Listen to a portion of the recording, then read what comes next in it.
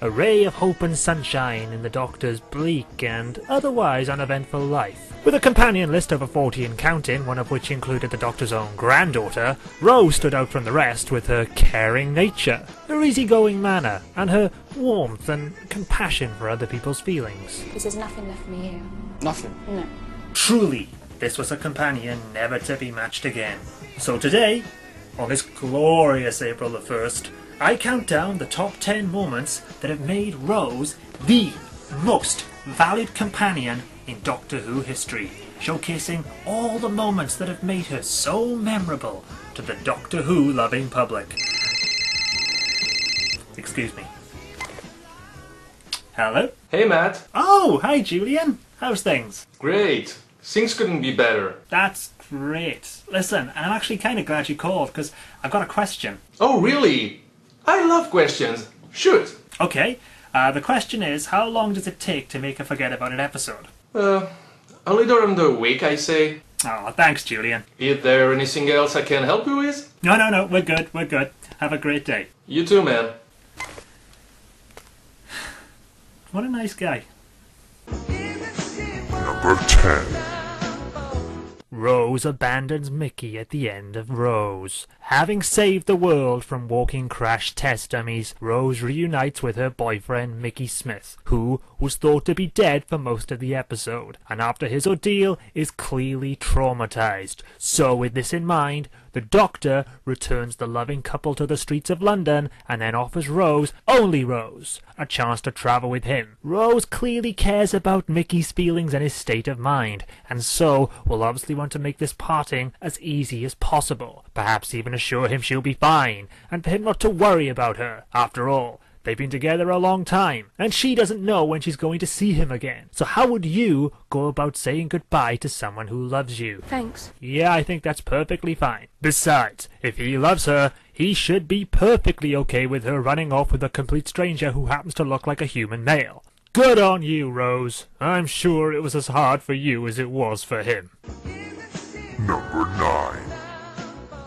Rose putting Sarah Jane in her place in School Reunion. No other companion captured the love of the public more than Sarah Jane, and the writing and chemistry between the actress and the fourth Doctor, Tom Baker, was so strong that they never had to say it. We, as an audience, just knew they loved each other. Whereas with Rose and the 10th Doctor, David Tennant, their love was so strong and powerful that we needed to be reminded about it every single episode, just in case we forgot what a wonderful person Rose was. And in no place was this better demonstrated than when Rose met Sarah Jane, with the Doctor and Sarah meeting for the first time in many years. This was obviously a moment that needed balance and understanding. Who's she? I don't know about you, but I'm completely with Rose here. I mean, if a total stranger suddenly showed up in the middle of a life and death scenario, I demand to know who this person is too. But Rose doesn't stop there, oh no. Once assured by the Doctor, she does some digging of her own in a completely friendly and non-rude manner, only for Sarah Jane to be a complete cow in reply. I used to travel with the Doctor. Wow, what a bitch. Oh, but don't worry, because we know that Rose and the Doctor will be together forever. Number 8. Rose doesn't care if the Doctor collapses 2 universes just so she can be with him in Doomsday. The world is saved and Rose is trapped in a parallel world with her family. But what is the world without the Doctor? She quite rightly wishes the end of all things just so she can be with her man. Can't he come through properly? The whole thing would fracture. 2 universes would collapse. So? God bless this woman. You know someone is worth saving when she supports the complete destruction of 2 worlds just to be with someone. What a woman. What a role model. I love you. Heartbreaking stuff. Number 7. Rose gets rightly jealous that Mickey has a new girlfriend in Boomtown. I'm going out with Trisha Delaney. Mickey Smith, you are a piece of shit. Rose runs off with one man, disappears for over a year, returns with another man, and is quite happy to watch them make fun of you and put you down. But how dare you even think about finding another woman? There is only one woman, and that woman is Rose. From Boomtown, where the obnoxious arsehole informs Rose that he's found someone else that we've never seen and never hear of again, you can just see the hurt in Rose's eyes. What would Trisha Delaney say?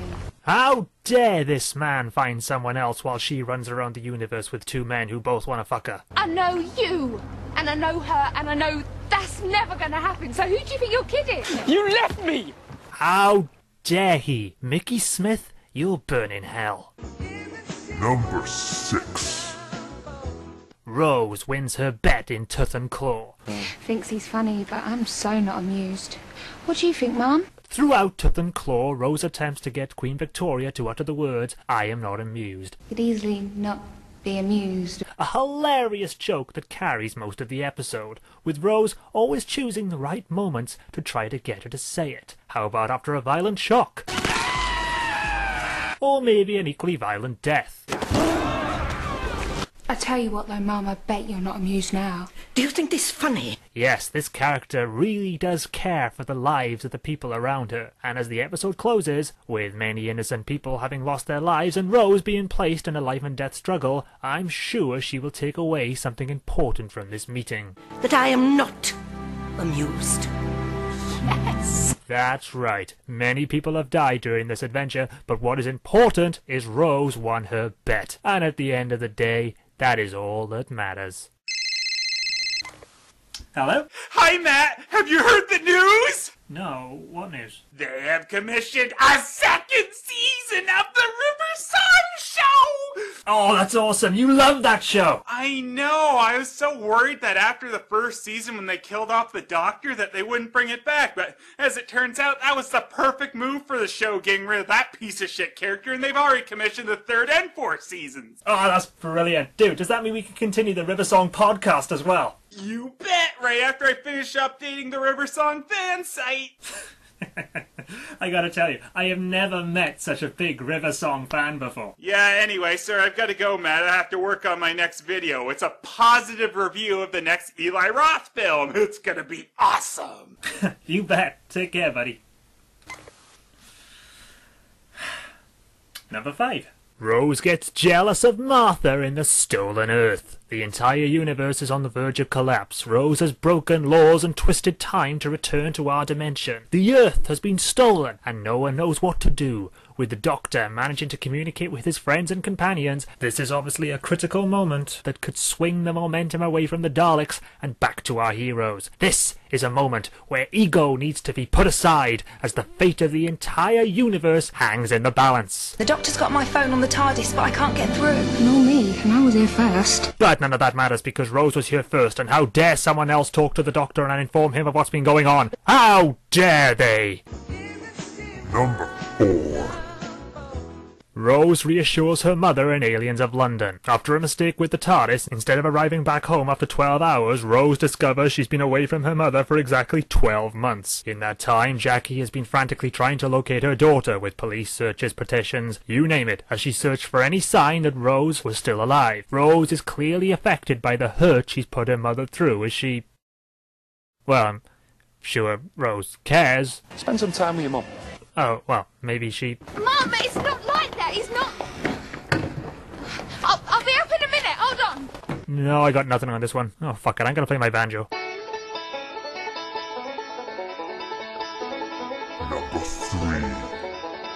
Rose showing she cares about Mickey in Aliens of London. While Rose was away, Jackie accused Mickey of abducting and killing Rose. Mickey had to put up with hate mail, abuse, and more than likely, given the British media, a smear campaign to discredit his name and make him look guilty. Rose, after returning and learning of the hell she's put Jackie through, being the warm and caring person that she is, will obviously want to check in on Mickey to make sure he's okay and... I was going to come and see ya. Oh, wait, no, she didn't do that. But still, now she knows what Mickey's been through, I'm sure she'll want to explain the situation and show she's sorry, and she's not making this easy for me, is she? Number 2. Rose doesn't listen to the doctor, which causes mass death in Father's Day. Going back in time to watch her father's death, and despite the warning that she should not interfere, Rose saves her father's life, which alters history and summons the Reapers, beings from the time vortex, which would appear whenever a paradox occurs, and what follows is 45 minutes of breathtaking television. You'll be back in a minute. Will you hang around outside the TARDIS waiting for me? Don't touch the baby. With these incredible moments, you know a character as caring and loving as Rose will take these things to heart. What sacrifice will Rose make to undo all the damage she's caused and set everything right? Ah, well, at least Rose learned something from this. Well, no, not really, seeing as she's told not to visit her father in Series 2 and does anyway and then gets her whole family back. And people accuse Stephen Moffat of going for the cop-out happy ending. I don't know. Number 1. Rose kisses the fake doctor in Journey's End. The battle over, and due to an instantaneous biological meta-crisis, just go with it, a second doctor regenerated from the current doctor's own severed hand. Seriously, just go with it. And committed mass genocide against the Daleks, wiping them from existence from what must be the 100th time. With order restored, the real doctor returns Rose to the parallel world, leaving the fake doctor with her. How will Rose cope knowing she is with an inferior doctor? How will Rose say goodbye to the real doctor? Clearly, this is a very delicate moment. After all, the doctor is standing there, the man who she travelled with, a man she bent the laws of time to be with. Now she has a substitute, she'll want to make this parting as easy and... who am I kidding? And there you have it, the top 10 for the most popular companion of all time, Rose Tyler. Next week, I detail my top 10 horror movies of all time, and let me just tell you that both Killjoy 1 and 2 are on that list. On that list. On that list. On that list.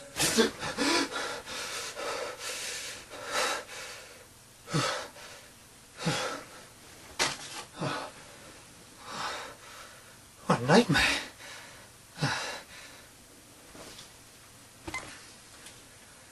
Panda? You do realize I've been waiting here for over a year? I mean, it's been so long that even my suit changed color. That's nice. Anyway, I have a question. Why must you keep doing this? Panda Q&A is dead. How long does it take to make an episode of Forget About It? That's a very good question.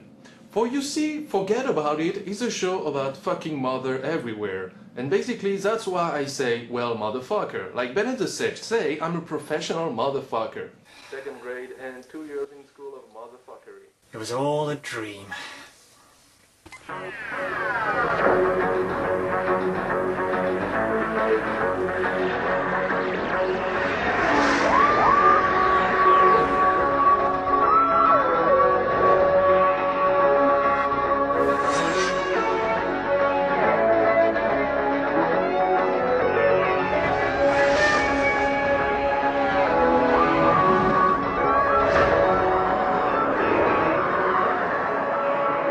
Wait a minute, this is not my nightmare, it's...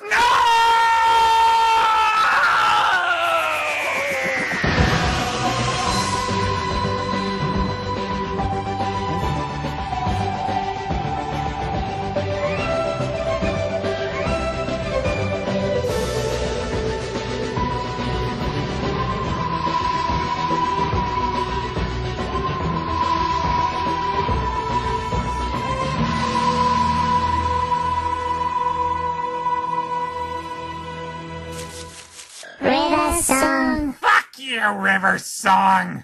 Oh, I hate your river song. Oh. Oh, what a fucking terrible Mary Sue piece of shit character. Oh.